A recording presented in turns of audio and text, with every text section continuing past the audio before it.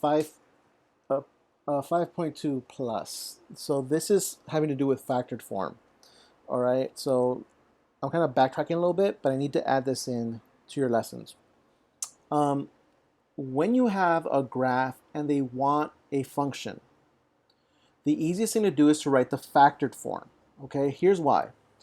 In the graph, you know that these are your answers right here. These are your answers, right? Now, if you wrote your answers down as an equation, you would say x equals. Okay, so what is x equals? X equals -1, and x equals 1, 2, 3, x equals 3. Okay, those would be your answers. Now, if you were going to write the equation, the best thing to do is to go backwards and set these equal to 0. Now, the way you set them equal to 0 is by canceling out the numbers that are here. Inverse operations, +1, -3. When you do the inverse operations, these numbers cancel out and you have 0. But because these are not like terms, you have x plus 1. And the same thing here. You get 0, but these are not like terms, so you get x minus 3. So now what this means is this gives you two parentheses, x plus 1 and x minus 3. And this is your function. This is the function that was set equal to 0. But that's not normally what they look like. If you remember the lesson that we just finished, we changed it to look like this by factoring. Here's an example. Remember, we used Xbox to turn it into factored form. Now, to make it go back into being the standard form, we multiply this. You can multiply this using the area model.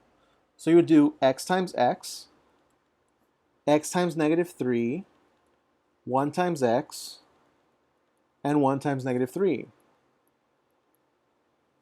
You rewrite that, and you would end up with x squared minus 2x minus 3 equals 0.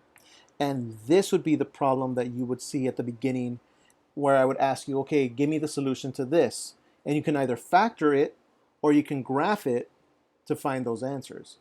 Well, so we just work backwards. We work backwards to find our function.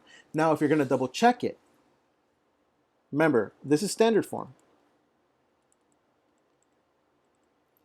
What does the C represent? It represents this point over here. This is your C.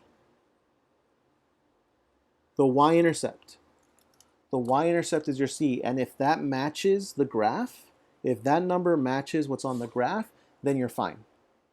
If there's something wrong, if it doesn't match completely, what you can then do is add something to it.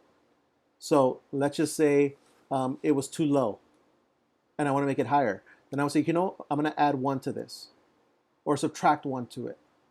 And then whatever you do to one side, you do to the other. And this way, you'll keep it fair. Okay, so you'll have a function where you can adjust it as long as you know if you want to move up or down on the y-intercept. Okay, so yeah, I just want to show you that real quick.